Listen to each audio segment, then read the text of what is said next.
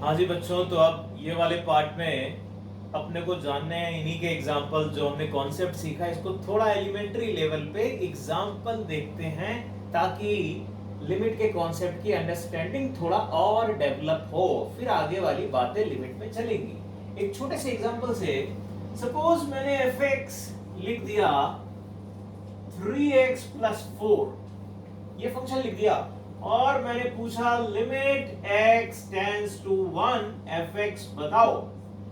अब हम करेंगे क्या? हमें फंक्शन दिया है, अभी तक तो मैं चित्र में चल रहा था, ग्राफ दिया देखा बना खड़ा।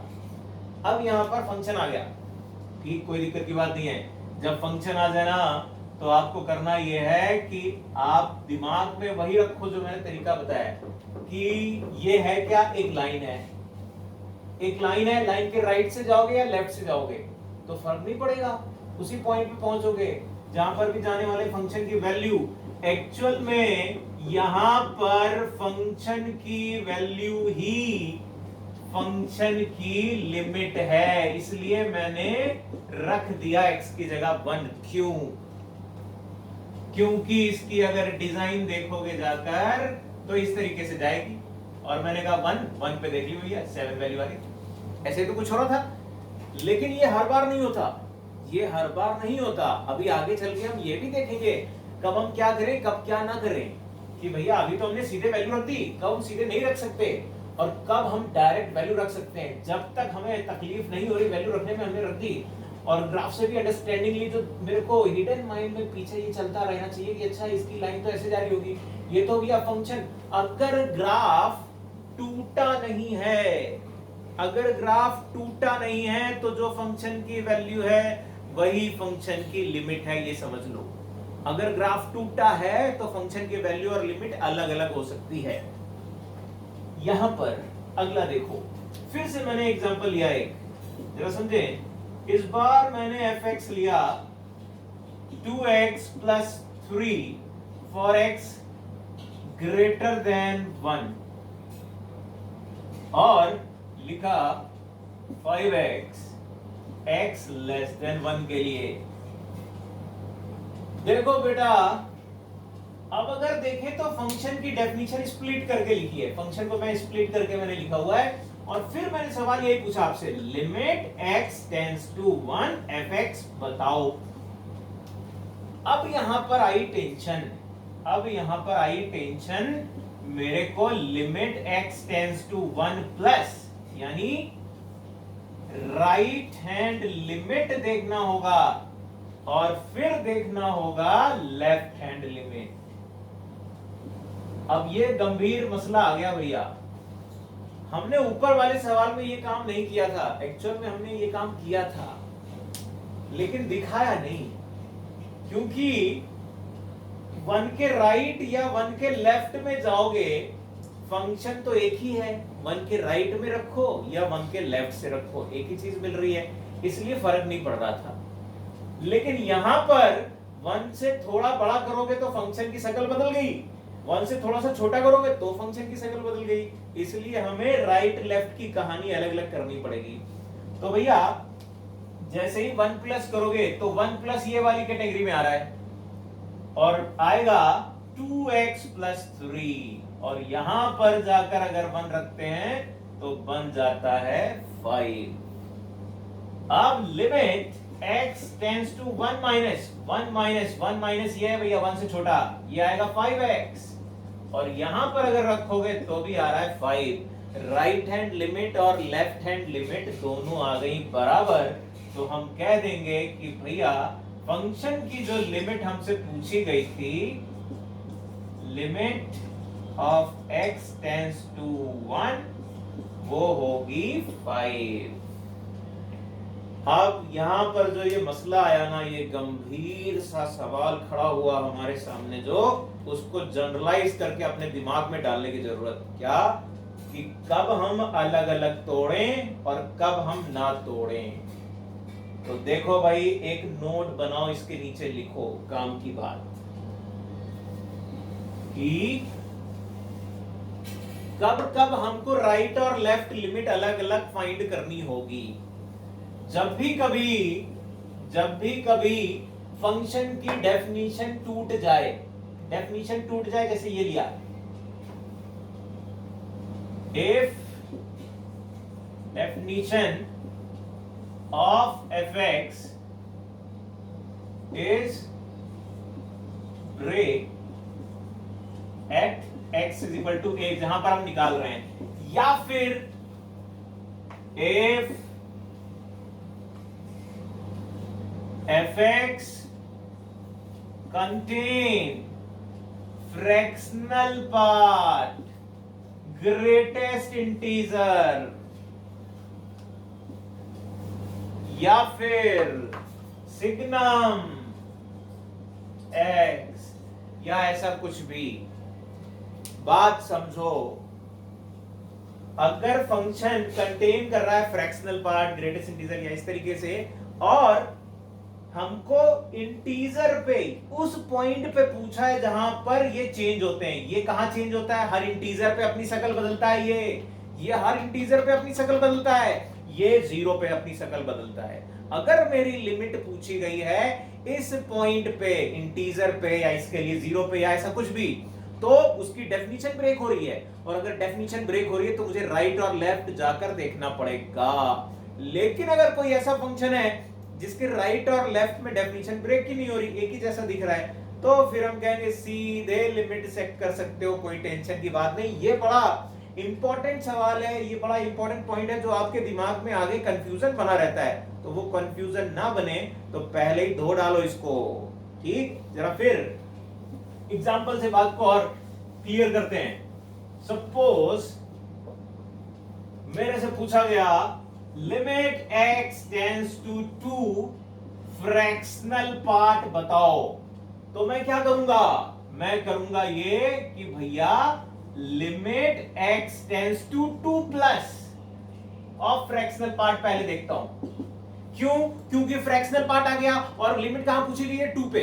अगर 2 पे लिमिट पूछी गई है तो 2 भैया फ्रैक्शनल पार्ट अपनी डेफिनेशन ब्रेक करता है, 2 के राइट में कुछ और 2 के लेफ्ट में कुछ, तो हम कह देंगे कि 2 के राइट के लिए, 2 के जस्ट थोड़ा सा बड़े के लिए, यानी 2.1 लो, 2.3 लो, ऐसे करके अगर टेंड कर रहे हो तो फ्रैक्शनल पार्ट x माइनस 2 लिखा जाता है बेटा, x माइनस 2 लिखा जाता है, और फिर इसकी वैल्यू यहां पर रख दो तो वैल्यू आ गई 0।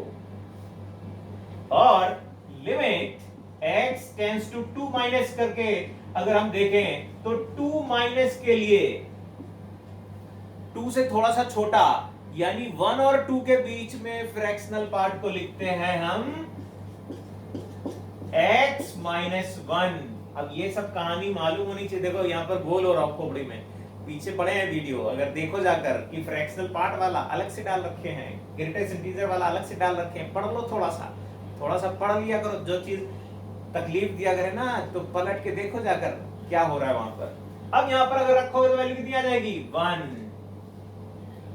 दोनों की लिमिट अलग लगाई तो कह देंगे भैया does not exist, limit exist नहीं करेगी। अगर एक आ जाती तो कहते भैया कर जाएगी। अब इतनी कहानी कहने से बजाय एक छोटा सा अगर ग्राफ बनाते तो भी दिख जाता, छोटा सा अगर ग्राफ बनाते तो भी आपकी खोपड़ी क्लियर हो जाती। ये 2 है, ये 1 है, ये 3 है। अभी जो ग्राफिकल अप्रोच मैंने समझाई थी कि भैया 1 के राइट से जाओ, लेफ्ट से जाओ, अलग अलग जा रहा है, क्या सिंगल पॉइंट पे नहीं जा रहा, इसलिए टूट गया। तो कह देना भैया ये तो आपका लिमिट एग्जिस्ट नहीं कराएगा। ठीक है, फिर देखते हैं अगला सवाल, इसी बात को लेकर और अच्छे से दिमाग में ले जाते हैं। जाओ भैया जाओ सब। देखो जी जरा, अभी मैंने फंक्शन fx कुछ लिखा है, यहाँ पर डेफिनेशन स्प्लिट करके लिख दिया है, और लिमिट बोला है कि 3 पर एग्जिस्ट कर रही है तो फाइंड a, कोई अननोन क्वांटिटी डाल दी a, अब लिमिट फाइंड करने को बोला है। अब ये सवाल थोड़ा सा उल्टा हो गया भैया, हमसे फंक्शन दे रखा है, लिमिट एग्जिस्ट कर रही है ऐसा बोल रखा है, बोल रहा है a बताओ। तो अगर डेफिनेशन स्प्लिट कर रही है तो अपने दिमाग में ये बहुत अच्छे से चला गया है कि भैया दोनों तरफ की लिमिट अलग अलग निकालनी पड़ेगी। और अगर ये लिख रखा है कि लिमिट एग्जिस्ट कर रही है, यानी राइट हैंड लिमिट और लेफ्ट हैंड लिमिट बराबर होंगी, तो बेटा कहानी चालू। अगर राइट हैंड लिमिट की बात कर रहा है 3 पे, तो 3 प्लस पे फंक्शन कौन सा है ये देख लो, ये है x प्लस ए, और 3 माइनस पे लेफ्ट हैंड लिमिट 3 माइनस, और ये क्या है 3 माइनस पे 2x माइनस 3। बात आसान हो गई भैया। हम पहले लिमिट निकाल रहे थे, फिर उनको चेक करते थे बराबर है कि नहीं। यहाँ पर बोल रखा है कि एग्जिस्ट कर रही है, तो पहले ही हम राइट साइड लेफ्ट साइड की लिमिट बराबर कर दी। अब यहाँ पर 3 रख दो, 3 प्लस ए बराबर 2 इंटू 3 माइनस 3। तो मेरे ख्याल से ए की वैल्यू आ गई, कितनी आई 0। देख लो भैया, मेरे ख्याल से बात समझ में आई होगी। अगर उल्टा भी पूछे तो भी हमें लिमिट एग्जिस्ट कराया तो हमको डेफिनेशन आएगी भैया राइट और लेफ्ट की लिमिट बराबर होगी तभी तो लिमिट एग्जिस्ट करेगी। इसलिए हमने राइट और लेफ्ट की लिमिट इक्वल कर दी, अपने आप अननोन क्वांटिटी मिल गई। ठीक, फिर अगला सवाल देखते हैं। अगला सवाल प्रकट हो, देखो जी आ गया। अब क्या है, पाई बाई 2 पे लिमिट पूछी गई है, सिग्नम और ग्रेटेस्ट इंटीजर, दो रंग। मैंने तो वहां पॉइंट आपको लिखाया, मैंने बताया कि भैया ग्रेटेस्ट इंटीजर और सिग्नम अगर आ रहा है, ऐसे फंक्शन आ रहे हैं, तो वहां पर मुझे चेक करना पड़ता है कि राइट लेफ्ट में। लेकिन ग्रेटेस्ट इंटीजर के लिए मैंने बताया कि वो इंटीजर पे अपनी शक्ल बदलता है, और सिग्नम के लिए बताया वो 0 पे बदलता है। यहाँ पर तो 0 और इंटीजर कुछ भी नहीं आ रहा है, तो हमें ऐसा लगना चाहिए शायद कुछ भी पंगा नहीं है, लेकिन अंदर कॉस लिखा है, ये पंगा कर सकता है। तो हमको समझना पड़ेगा बेटा, जरा गौर करना। मैं चित्र बनाने जा रहा हूं, मैं चित्र बना रहा हूं कॉस का।